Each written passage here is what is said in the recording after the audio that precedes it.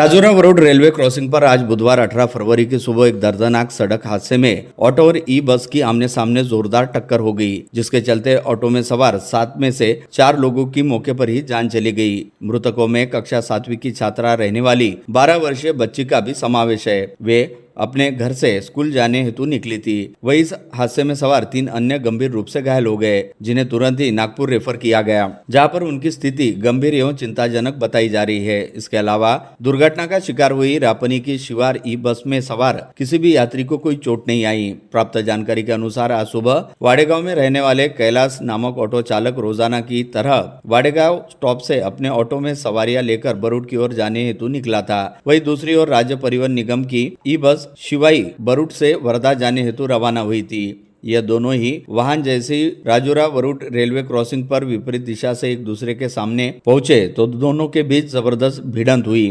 प्रत्यक्षदर्शियों के मुताबिक हादसे के वक्त शिवाई बस की रफ्तार अच्छी खासी थी और रेलवे क्रॉसिंग के पास बस चालक अपने वाहन से उनका नियंत्रण छूट गया, जिसके चलते सरकारी बस अनियंत्रित होकर सामने से आ रही सवारी भरे ऑटो से जा भिड़ी। यह टक्कर इतनी भीषण थी कि ऑटो में सवार चालक कैलाश सहित 7 लोगों को जबरदस्त चोटें आई और ऑटो भी पूरी तरह से चकनाचूर हो गया। इसके अलावा जिन 3 लोगों की सांसें चल रही थी, उन्हें आसपास के लोगों ने तुरंत ही एम्बुलेंस में बिठाकर अस्पताल के लिए रवाना किया। हादसे के कारणों की जांच जारी है। यहाँ यह विशेष उल्लेखनीय है कि इस परिसर में करीब 3 वर्ष के अंतराल पश्चात इतना भयानक सड़क हादसा घटित हुआ। स्थानीय मॉडल रेलवे स्टेशन पर शनिवार सुबह एक गंभीर घटना हुई, जब एक रेलगाड़ी के शौचालय में लगभग 35 वर्षीय अज्ञात व्यक्ति मृत अवस्था में पाया गया। घटना से स्टेशन परिसर में कुछ समय के लिए सनसनी मच गई।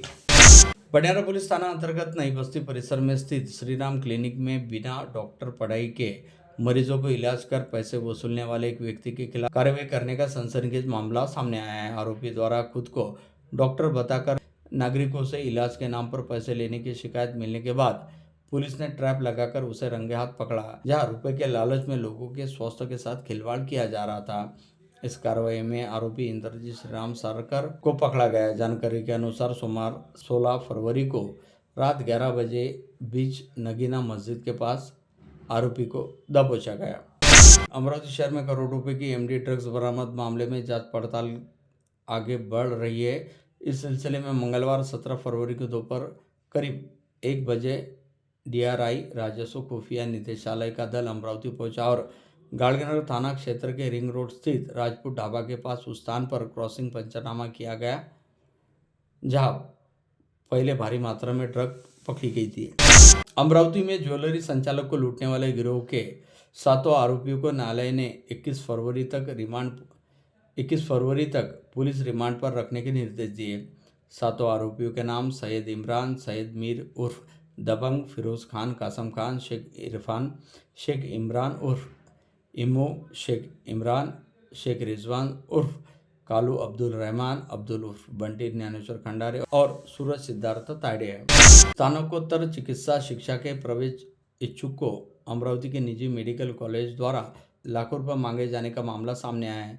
शिकायतकर्ता का दावा रहा कि ईएनटी की एमएस सीट के लिए उन्हें 60 लाख रुपए प्रतिवर्ष देने कहा गया, जबकि राज्य की शुल्क निर्धारण समिति एफआरआई ने 42 लाख रुपए तय किए हैं।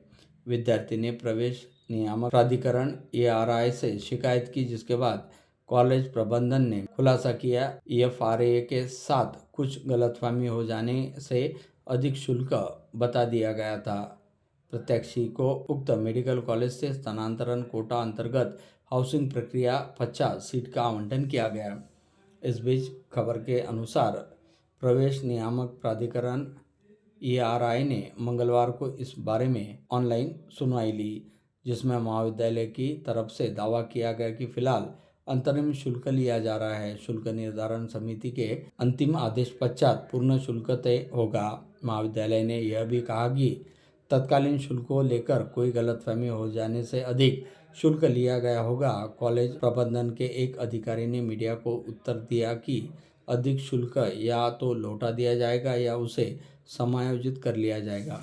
राजापीठ थाना क्षेत्र के प्रसाद नगर सातुरना में रहने वाले एक 58 वर्षीय व्यक्ति को 8 वर्ष पूर्व बेचे हुए खेत का पुराना 7/12 का दाखिला बताकर 7 लाख रुपए से ठगे जाने की बात प्रकाश में आई है। राजापेट पुलिस ने एक महिला समेत 5 लोगों के खिलाफ जालसाजी का मामला दर्ज कर जांच शुरू की है। ठगे हुए व्यक्ति का नाम राजेश महावीर प्रसाद शर्मा है, जबकि आरोपियों के नाम नांदगांव खंडेश्वर तहसील के अजनी निवासी राजू अर्जुनलाल बावने, संजय अर्जुनलाल बावरे, एक महिला फुल आमला निवासी प्रमोद सुभाष ठाकरे और अमरावती के ठाकुर लेआउट निवासी गजान धावड़े हैं। बेनोडा शहीद गांव में सोमवार का रात दहशत भरा रहा।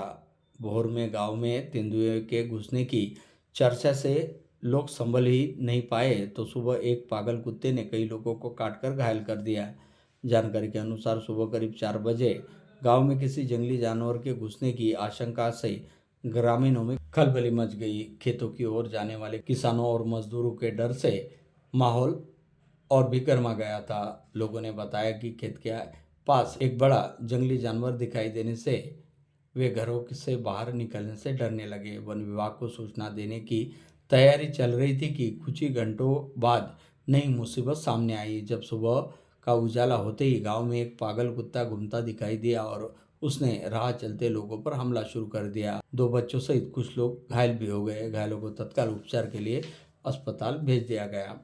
मूल रूप से अमरावती में जन्मे और शासकीय अभियांत्रिकी महाविद्यालय से बीई उपाधि प्राप्त करने पश्चात प्रतिष्ठित बिट्स पिलानी संस्था में उच्च शिक्षित युवा इंजीनियर पिछले 1 वर्ष से माली की जेल में बंद है। उसका कोई कसूर न होने के बावजूद बगैर सबूतों के वहां की सरकार ने इंजीनियर को जेल में डाल दिया। उसकी बड़ी कोशिशों को मंजूर हुई जमानत वहां की अदालत के निर्देशानुसार राशि जमा करने पर रिहाई हो सकती है।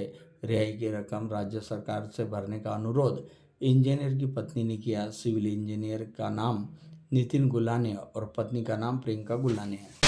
धारनी में मानसिक, प्रशासनिक तथा सामाजिक प्रताड़ना से परेशान होकर तहसील के बैरागढ़ अंतर्गत आने वाले चटवा रोड स्थित आयुर्वेदिक चिकित्सालय में कार्यरत एक महिला चिकित्सा अधिकारी द्वारा अपने पद का इस्तीफा दिए जाने की घटना प्रकाश में आते ही जिले के स्वास्थ्य महकमे में हड़कंप मच गया। महावितरण विभाग के अधिकारी से मारपीट करने के प्रकरण में स्थानीय जिला सत्र न्यायाधीश सचिन एस पाटिल ने न्यायालय ने आरोपी को दोषी करार देते हुए 3 वर्ष का कारावास, 10,000 रुपये का जुर्माना और जुर्माना अदा न करने पर 6 माह अतिरिक्त कारावास की सजा सुनाई है। सजा सुनाए गए आरोपी का नाम महाजनपुरा निवासी बंडू पुंडलिकराव आठवले है। वाशिम जिले के तोडूमाडा गांव के मोनागिरी महाराज कनिष्ठ महाविद्यालय ने सोमवार को कक्षा 12वीं के भौतिक शास्त्र के पेपर दौरान पकड़ी गई सामूहिक नकल को लेकर शिक्षा विभाग ने बड़ा कदम उठाया। शिक्षा अधिकारी सुश्री मंगल धुपे ने 26 अध्यापक और स्टाफ कर्मचारियों को तत्काल प्रभावी से निलंबित कर दिया गया। धुपे ने कहा कि प्राथमिक रूप से उक्त प्रकरण में उपरोक्त टीचर्स को लिप्त पाया गया और उनको इस आधार पर निलंबित किया गया। जांच अभी भी जारी है।